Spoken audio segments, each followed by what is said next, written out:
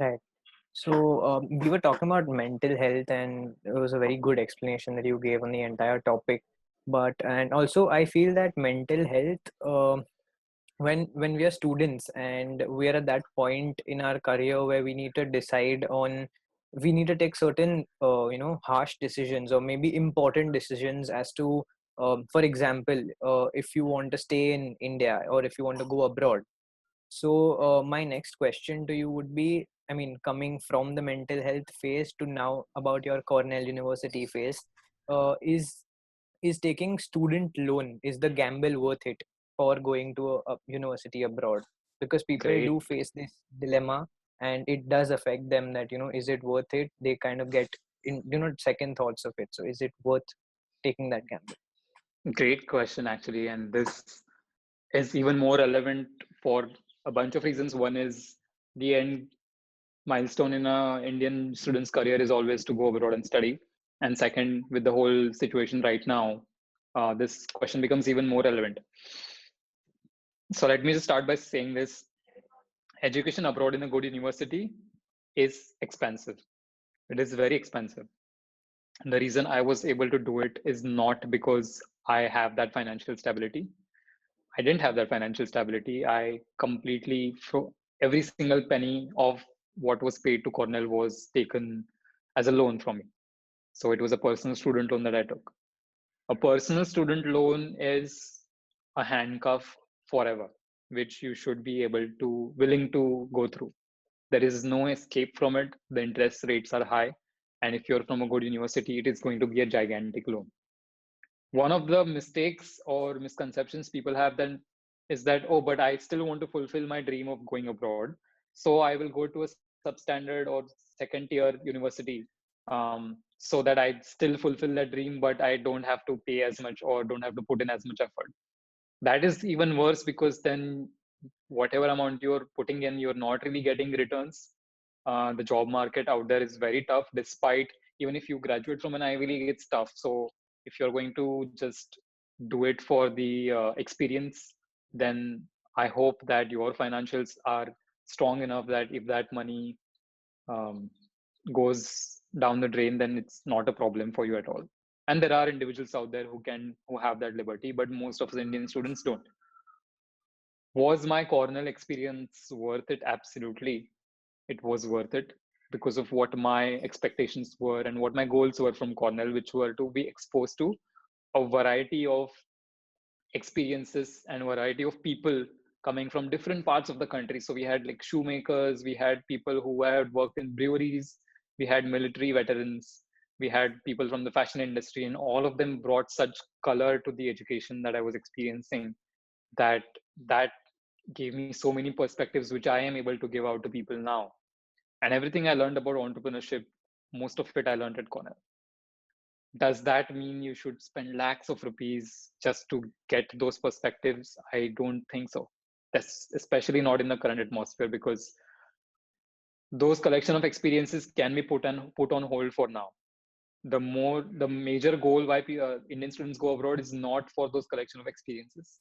It's to get that pay hike or that credibility hike, which will get you a better job. If that is your entire goal, there is no course in the US that has a curriculum which is completely different from a master's program here. For example, an MBA in the US and a top MBA in India will teach you the same things. I had gone for the experience, but now in this lockdown, when the job market is uncertain, when the student loans keep going higher, when the interest rates keep going higher, despite all this, I don't think you should force that dream of going abroad and completing your higher education. Because, like I said, that handcuff of large payments will stay with you forever. And you don't know if you're going to get a job there to pay off those kind of loans. And you don't even get the complete experience of being in the university anymore, because all the classes are supposedly online or hybrid, and you don't, a lot of uncertainty. So if you're going to put your future life savings into this, don't you want the returns instead of all these challenges in exchange for it? So if at all you do Absolutely. have that dream, then be patient. Let some time go, and it will be worth it, even more worth it after all of this has subsided. Because my cornell experience, I can't imagine doing online. I can't imagine with all this uncertainty. I can't imagine with a big handcuff on my hand. By the way, I'm still paying off my student loan, and I will be for many more years. So, for anyone who out there thinks how perfect the Cornell dream went, yes, the education was perfect, but yes, I still have and will have for a long time the handcuff of paying back that student loan, which I have accepted. But it comes as a surprise to people after graduation that, oh shit, now I don't have a proper job in the US itself, which can pay for it and sort of cover everything. So be prepared for that. And if you get a full scholarship, for example, by all means go, but that is very challenging. Getting a full scholarship is not easy. Not all colleges give it.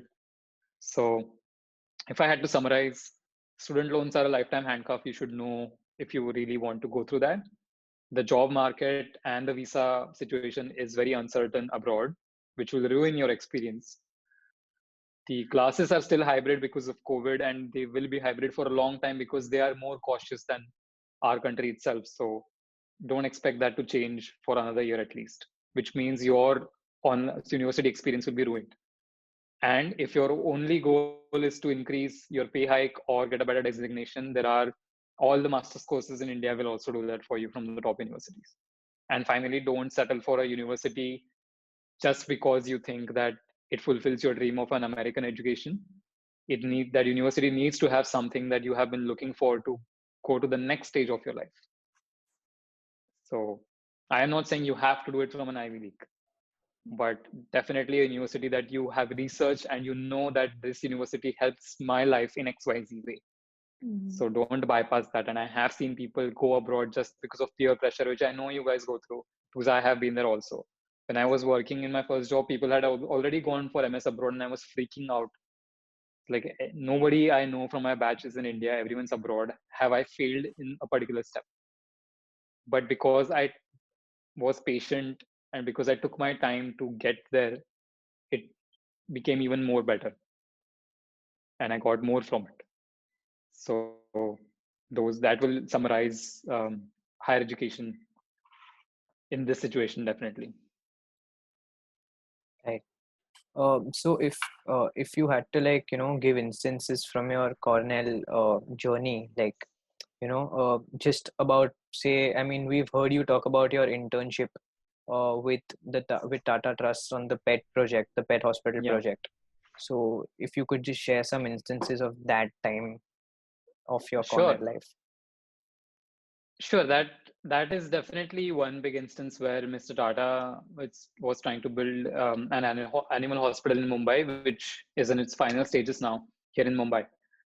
And the team from Tata Trust wanted to explore all the animal hospitals in Bombay, in New York State, and gather what's the best practices and bring them back to Mumbai. And they wanted to do that because Mumbai and India in general doesn't have state of the art facilities. So we have limitations on equipment, limitations on expertise, like for example, oncology or complex joint surgeries. These kind of stuff is not common here. So Mr. Tata wanted to fix that because in the past he had an experience with his dog for which the treatment here was not sufficient and he had to fly him abroad to get him treated. That was the point when Mr. Tata had decided he wants the same facilities here in India and nobody else should go through it. So that was a dream I could very well relate to. I am fond of animal welfare. So I jumped into that internship and it was very exciting. We went across New York, visited hospitals, looked at the different procedures, and I loved every bit of it. And it was a very quirky internship because everyone else was at Apple, Google, Microsoft, Amazon, all the big wigs, and earning thousands and thousands of dollars. Now, good for them; they earned it. And but this was a very contrasting internship, and it did generate some chatter in the MBA community because it was unique.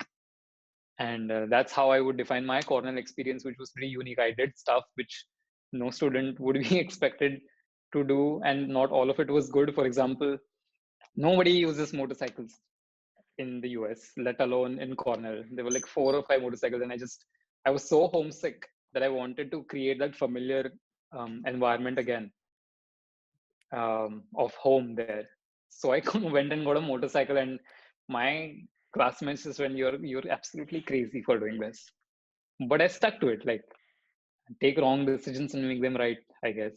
So I stuck to it, converted that into Cornell's first motorcycle association, which had never existed. So my Cornell experience was full of stories like these where I made impulsive decisions and then I converted them into a story. And it won't always go that way, but when it does, it's amazing. But Mm, Cornell is a beautiful place because it's a tucked away town in the middle of nowhere, and the people are nice, and it's not a big city, it's not fancy, it's very basic, but it's my kind of place. And I came away from Cornell with a bigger change in my life, which was I adopted a dog when I was at Cornell. Also an impulsive decision, but it turned out to be the best decision of my life. Winter is here now. His name is Winter. He's here now in Bombay. Um, and that changed my life completely. So experiences like these were not related to the educational curriculum, but they changed my life a lot. And Cornell is a very supportive school. Like, they will allow you to be whoever you want to be, and that sort of freedom I had never experienced before. So Right. Speaking of Cornell experience that you had like there's obviously diversity when it comes to people and students coming from across the world. How was that experience like? Did you ever feel that sense of cultural shock over there when you went abroad? What was it oh, like? absolutely. Yeah. The cultural shock lasted for a long time. When I went Mm-hmm. there, I was all by myself for the longest time. A whole semester, I was lonely. I had isolated myself. Mm-hmm. It was pretty bad. And I wouldn't understand why people are acting a certain way until I started understanding that it's rooted in their culture and how their norms work. Yeah. So Could you tell us eventually, like particular instances where you felt that, oh, this for is example, too in different? India, if you were introduced to someone and if you went out and hung out at dinner with them, Mm-hmm. that relationship only goes to the next level as you go along. If you Mm-hmm. hang out with a bunch of guys and you had dinner and you had an amazing time, you are going to refer to that night and you're going to have that again and you're going to build on it. Mm-hmm. But usually, I noticed in American culture that that becomes an isolated incident when you see yourself with them in school the next day. It's back to that classmate relationship, or Okay. it hasn't necessarily progressed to anything deeper. So I think we Mm-hmm. as Indians, or I as an Indian student, was more of the opinion that if I spend time with someone, then there's already a bond forming there. But there, it takes longer, and it doesn't Mm-hmm. always convert to that. So they have a very clear distinction between professional relationships and personal relationships, and they are able to keep that, and they're not consciously trying to do it. It's just their culture. Mm-hmm. So I had to navigate that for a bit. Um, Mm. so how did you but I go got about over it it. then? I got a dog. I got a dog, and when I adopted Winter and I started walking on the streets, he was absolutely cute as a puppy, and he's now also. But people wanted to talk to him and talk to me, which forced me to learn their ways and their culture. And they would ask, "How old is he?" and "How where did you get him?" and "What's his name?" And those conversations sort of built up, and I made friends, and he became the icebreaker of culture to culture for me. So that's how it worked out. So Right. Winter had a big role to play in how I got over the cultural shock. Not a recommendation I would make to every student is just go get a dog and get over your cultural shock. But definitely, if you're not understanding why people are acting a certain way, give it time, because it's not you, it's them. Mm-hmm. And it will take some time. The big mistake you can make, which you shouldn't, is hang out with Indians only. You went to a foreign university to hang out with internationals and people from different ethnicities and cultures. If you go there and hang out with the 10 or 15 Indians who have come to your course, then you have gained nothing from the experience apart from the curriculum, which you would have gotten here in India anyway. And I understand why you do it, because we are very scared of stepping out of the bubble of our own culture and comfort zone. So we seek what's the closest thing, next closest thing. But try and step out, and it will give you big returns and friends you will know forever. and cultures that will teach you a lot. So I would measure your culture, measure your educational experience, the success of it, not just by your grades and what job you got, but also by how many people you were exposed to and what did you learn from them, and how many um, interracial friendships did you create. Mm. Yeah. Right. So how is your so did you write to Tata Trust? So how did you come across this internship? Me and Mr. Tata used to stay in touch a lot in terms So of how I'm if you could progressing. give the audience a little context as to how did you get to know him in the first place? Okay, so when I started Motopause, um, the news became so viral, and it also got featured in the Tata newsletter.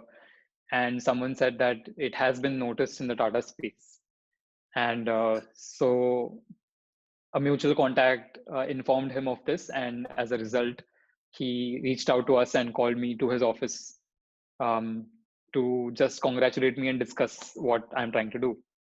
And at that point, he became the primary investor in Motopause and the only investor. And we used his investment to scale up across the country. We are in 15 cities now, all because of him. But because we matched in frequency so much in terms of stray dog welfare, we stayed in touch through emails and we stayed in touch through conversations, and we talked about goals. And whenever I came to Bombay, I saw him and we caught up on his side of things, my side of things. And it sucked because it felt like I had just made a friend and there were only 2 months left before I was going to Cornell. So I told him I'm going to Cornell, and we made a pact to stay in touch. Always try and stay in touch. And I sort of abused that pact a lot because I sent him non-stop updates, most of which I didn't expect a reply to, but I just wanted to keep him informed about the developments in my life. So if I won a competition or there was a bad day, I would write to him and he would call me whenever possible, and we would. And he had a lot of things to guide me towards in terms of, because he has been at Cornell. So he would say things like, if you're going to stay in on a rainy day on Sunday in Ithaca, then you are likely to get moody. Even I used to get moody, and that was good to hear because it was a relatable experience and somebody else had gone through it and survived it. So we stayed in touch a lot. And during my internship phase, I was talking to him also about what I plan to do. I was looking for something in the social impact space, and through the discussion, it just came about that this also exists. So All right. that's how we landed the internship at Tata Trust. Hmm. Okay. So if you had to describe your day right now, at the moment, so you're not working with Tata Trust, you used to work on the as an intern out there, right? For the for the pet hospital project. Sorry, my bad. So now you work in the venture capital space, right? So what is your day like with Mr. Tata? Like, what's your entire day without him as well? What do you do at the office? Venture capital is one of the responsibilities among many, many others. And just before I start, I want to tell you that the spectrum of responsibilities keeps increasing. Um, so obviously, one of the big responsibilities is going through all the startup proposals that get sent to his office and selecting the cream of the cream, then having a conversation with them to understand what their concept is even further, and then taking the synthesized version to Mr. Tata, at which point we gauge his interest. We have a debate on whether or not this is actually what it seems. So he will mention some points, I will mention some points, he will criticize mine, I'll criticize his, and fortunately we arrive at a conclusion finally, and then we decide whether it's a go or no go. That's one. But in terms of daily life before he comes to the office, one of my big responsibilities is preparing all the updates, going through the mail, and so many people write to him, which is ministers and CEOs and people who want to come see him. So categorizing that as level of urgency and understanding what each thing means. If someone is writing about a problem, then you can't just take the mail to him. You have to understand that problem yourself. You have to prepare the synthesis for him. If there's a business decision pending, then I have to talk to the person who's asking for the decision, understand what the issues are, and synthesize it for him. Because one of the big things for Mr. Tata is if you take something to him to approve, not approve, or get a decision on, like a business decision, he is going to ask you 100 background questions on that. And if you don't know the answer to any of that, you are screwed. Absolutely screwed. That is absolutely expected in his office, that if you're taking something to him, a piece of paper that needs a decision or a business thing that is pending, then you better know the ins and outs and the history and the communication, everything about that particular thing. Because if you say, I don't know, I'll go find out, that's the absolute worst that you can do at that job. So it's not as easy as collecting everything and saying this is pending. You have to study each and every aspect of what's coming, understand the history, talk to that person. So it can be a business decision, it can be an urgent problem, it can be a request to meet. All of these are range from anything from deciding to invest in something or continuing or creating a business opportunity, all the way down to just meeting someone who's coming in from abroad at the right time to discuss the right things. So once he comes in, everything is on his desk, all the questions are answered. Then start the string of meetings in the office, which is one after the other, the after the other. And I'm supposed to shadow him into most of the meetings and write down all the notes and synthesize them and keep them ready, based on which we have discussions later on next action items, if it's an investment meeting or if it's a Tata Trust collaboration meeting, discussing the next steps. So I am expected to be in all of those and be attentive and capture everything. We have a half an hour lunch, which is crazy fast. And we try to stuff ourselves, and then it's on to the next meeting, right up to the evening, where I escort him downstairs, and then that's it, and repeats every day. And if he's going out anywhere, if he's traveling, then most of them I have to shadow him again. If it's important, if it's meeting related, if it's something concerning the office, I shadow him to all the places that he goes, all the people that he meets, and capture all of the things that happen in the meeting or conversation or whatever it is. And I basically act as the portable office, so that when things are still piling up at the office, I am able to receive all of that from the office and get that cleared, be it in the car, on the plane, wherever it is. So that when he comes back, there is no heap of pending decisions on his desk. So that's the large spectrum of my responsibilities. Right. Like the amount of responsibilities that you have and the amount of time that you spend with Mr. Tata, how would you describe that relationship like? Of course, like as people term it, it's an intergenerational relationship. So how would you, for you, how is it like in that relationship? So there's two halves to it. One is obviously the friendship aspect, which developed from Motopause to Cornell, etc., Right. which is great. Like I consider him to be one of my biggest, closest friends, and a brother. There's a fraternal brotherly relationship there. But surprisingly, in a good way, it doesn't pour on to the professional relationship. When it's professional, when we're in office, there is no soft handedness. Everything is extremely strict, as it should be professionally. If he's disappointed, if he's angry, if I make a mistake, it is dealt with not in a friendly or fraternal way, but in an office way, which is exactly how I would want it to be. And in the beginning, it was a bit confusing because you had to transition from one to other, but now we have that balance where we know the environments in which we are friendly and fraternal, and we know the environments where we nothing except for perfect delivery of what you're expected to do. So the friendship aspect is, you're right, very intergenerational. He has this sea of wisdom. I have this barrel of excitement. So it's a great combination.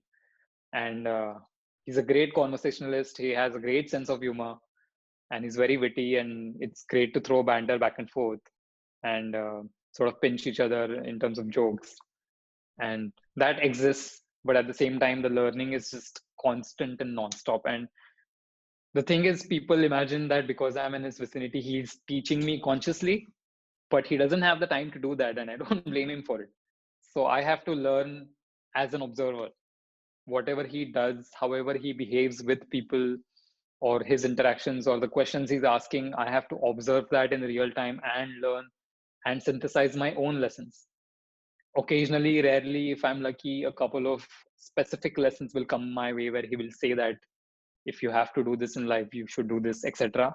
But that's not the constant state of things. Mm-hmm. The constant state is always to be an observer and attentive, which is why you can't just expect things to fall in your lap. If you want to learn from a mentor like him, you have to put in that effort of constantly being attentive and looking for lessons. If you're just a passive observer, if you're just doing the bare Mm-hmm. minimum, then you're not going to learn no matter how great the mentor is. So, With that being said, he is obviously a incredible influence in your life and has guided you in many ways. Is there anyone else who has been a mentor in your life? Is there anyone who you look up to, or somebody that inspires you the most? well, not in the capacity that he did. There Mm-hmm. was an English teacher that I had in high school. I do still stay in touch with her, Anuradha ma'am. And she used to believe in my tacky poetry when I used to write it in school, and everyone used to make fun of it. But she used to tell me that it's good. She used to tell me that you do this, you do that, and she had a lot of faith in me.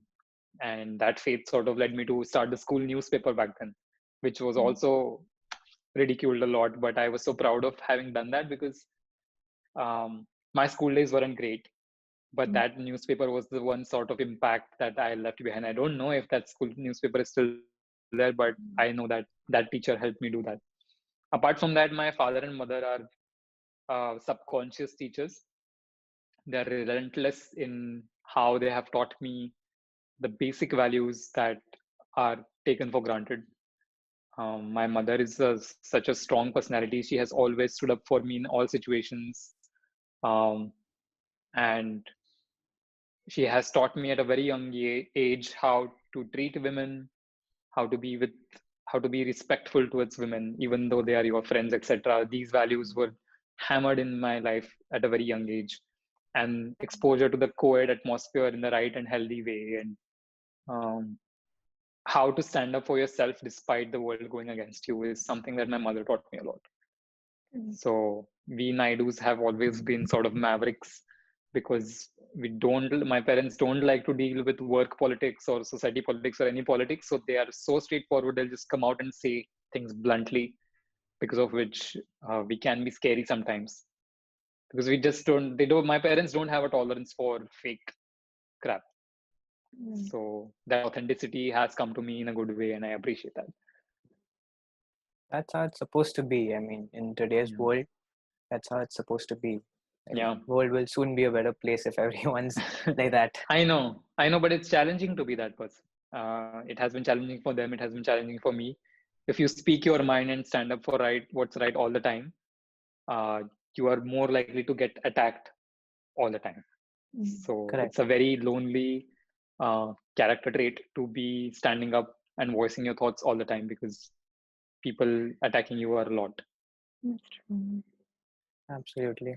So if you had to like just list down three quality or traits which you picked from Mr. Tata, like just three, top three, what would it be? Interesting. Um, One is sensitivity towards anyone, irrespective of what they mean to you or what they can do for you in your life. So the way he will treat the security guards, his drivers, is absolutely the same as he would treat some CEO that comes into his office, is absolutely the same like he would treat the office dog Goa. So his sensitivity and his understanding of the fact that every human being, irrespective of any characteristic or background, including profession, class, whatever he has, that all that is irrelevant. um, that understanding I have seen him practice in daily life. So all this talk about humility and how humble he is, I think that reputation has built over years because of these gestures more than anything. So a lot of people can do charity, but his sensitivity towards ordinary people and making them feel like just like everyone else is something definitely. Mm, the other thing would be um, keeping your word. If he has made a commitment to someone and the circumstances after making that commitment change completely in the opposite direction, it doesn't matter. He will keep that commitment no matter how inconvenient or uncomfortable it is to him. One of my own personal examples before I even started working for him or before I even went to Cornell was when I was coming to Bombay with the whole team of Motopause. And I thought that as a great reward for their work, it would be great for them to see Mr. Tata for a few minutes. And he had agreed to do that. So we hired a bus and we came from Pune to Mumbai. And halfway when we reached or about to reach Mumbai, Mr. Tata called and said he has a fever. But have you guys left? And I said, yes, we have left, but it's okay. We can reschedule to another day. And he said, no, there will not be another time when you all will come here. And I have made that commitment. So you come. So even with his fever, he sat in that living room with 20 other people interacting with them, where even me or anyone else would have said that I'm just not well. Sorry, I have to cancel. So that is a very minor example, Man of but it, words. yeah, if he makes a promise, he will stick to it no matter how inconvenient it gets to deliver that promise in the future. And if there's a third, then it's always to put yourself in someone else's shoes. And that applies not just to difficult situations, but any situation. That gives you a more empathetic understanding of all individuals in your life. It will help you understand why someone is yelling at you, why someone is being difficult, why someone is being isolated. If you just put yourself in that person's shoes and think that if I were in this circumstance, how would I act? Then the answer usually is that I would act the same way, which makes you relate to that person and accommodate his difficulties. So yeah, these three would be the top three, I think. Mhm. Speaking of the startups that come in your office, or just entrepreneurship in general, any startup, uh, keeping the technical aspect of it aside, keeping the financial projections aside, what is something that you look for in startup, or what is something that sparks joy to you that you feel that, oh, this is something incredible? Well, one thing is commitment and like that fire in the team. That, Mhm. by the way, is very evident and you can't fake it. Right. So how committed that team is to creating a vision rather than just like getting funding and going to the next level of funding. So how a team talks about their concept, what they're presenting as their end goal, and how Mhm. they work as a unit is something me and definitely Mr. Tata, from whom I learned this, looks for. Right. And the other aspect is how much is the team going into uncharted territory, or what is the uniqueness of the concept. So it doesn't have to be like, oh, reinvented electricity all over again, but something that nobody thought of. And I think Motopose is something that he was attracted to for the same reason that I'm attracted to the new startups now, where who would have thought that you would just put collars on stray dogs that will shine in the night? So it sounds ridiculous, but that ridiculousness is exactly what sometimes I It look totally for or he doesn't. looks for. It totally doesn't sound ridiculous. So that blue skying sort of thing excites me, excites him also. At the same time, there are startups that add value and are not all these things. We do acknowledge them, but Mhm. the ones that stand out are the ones that I just described to you. Correct. And speaking of venture capital and startups in general, the situation in our country when it comes to women-led startups is quite adverse, if I may say, because if you look at the statistics of women, index of women-led startups in the world, India ranks 52nd out of 57 countries in the world when it comes to women-led startups. That's how bad it is. And out of all the fundings that has been given to startups in India, only 5.9% of it has been given to solely women-led startups. And when we are living in a society where we coexist in a society with people like Seema Auntie, where the women are expected to compromise, adjust, be flexible, and just not prioritize themselves. What do you think? Are this, is this ever going to change, or how are we going to tackle this?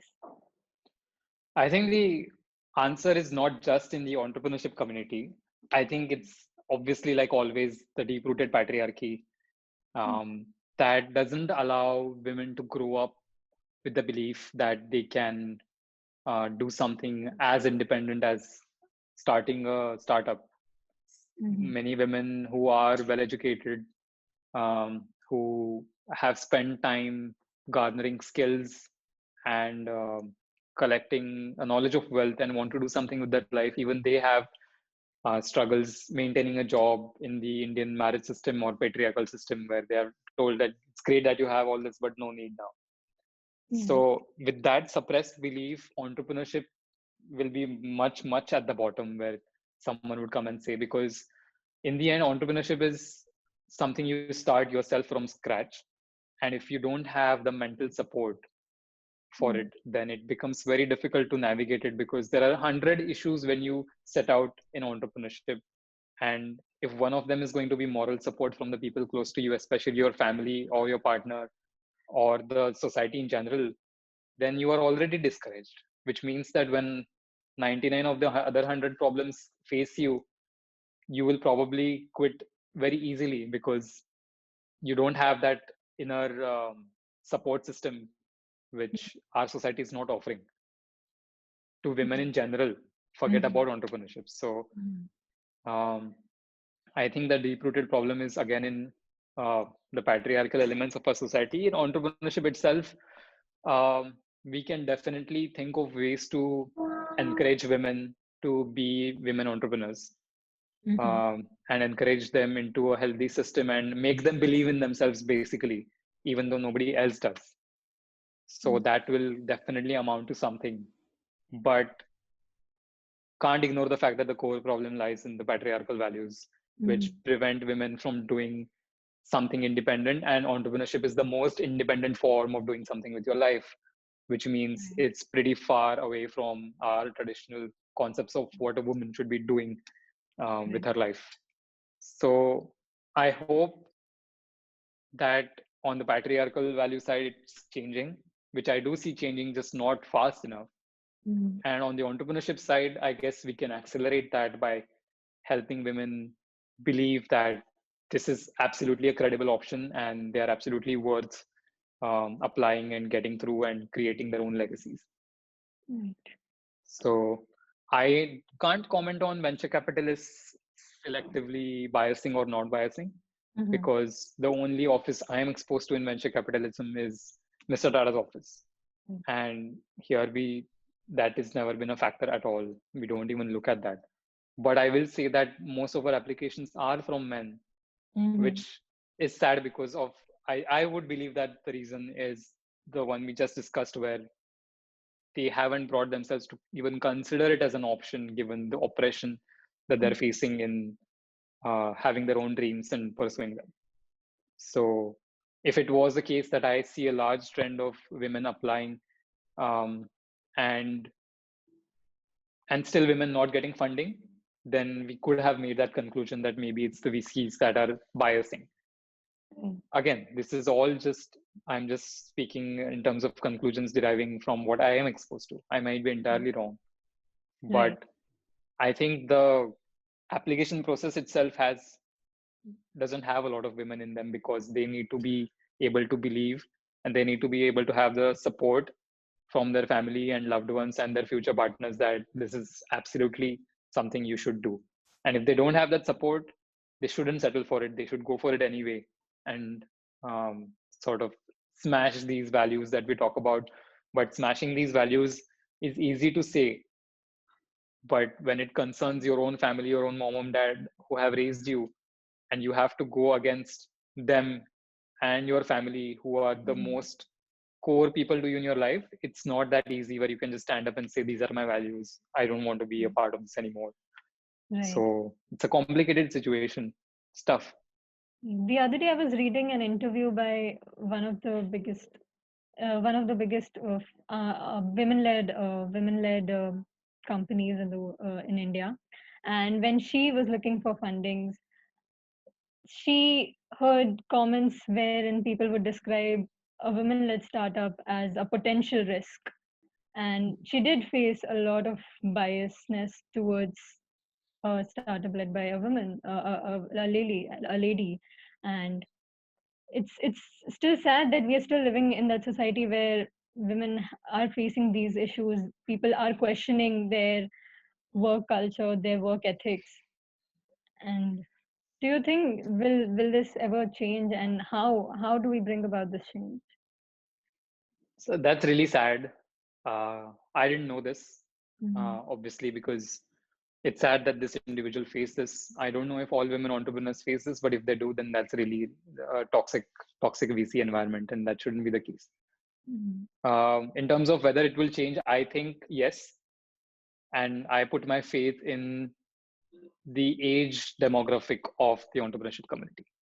So even if the VCs are people who might have outdated values, like you mentioned, Right. the entrepreneurship community itself is fueled by a very younger generation, millennials, Gen Z, Gen X. So it's only a matter of time before we set the norms of what entrepreneurship should be and what the community should be. So maybe we as entrepreneurs can take conscious steps, such as having women co-founders on the team, giving fair representation, or not having these biases, which Yeah. won't be challenging because we don't have these biases. The younger generation is not coming up with these biases as strongly as our traditional generation was, which means at a certain point of time, the VCs will have to acknowledge that women are going to be a big part of entrepreneurship. Yeah. But if the entrepreneurs themselves focus on all male teams or are not representative of um, the sex in the right way, Mm-hmm. then it might be a problem. Yeah.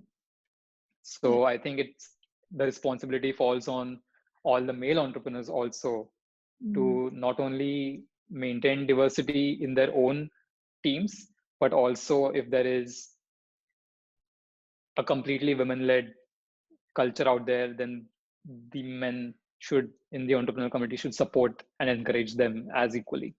Mm-hmm. So if you in the entrepreneurship community have the men entrepreneurs and the female entrepreneurs working together as a unit, then the VCs eventually will have no choice but to acknowledge that this is the new reality and they just have to deal with it.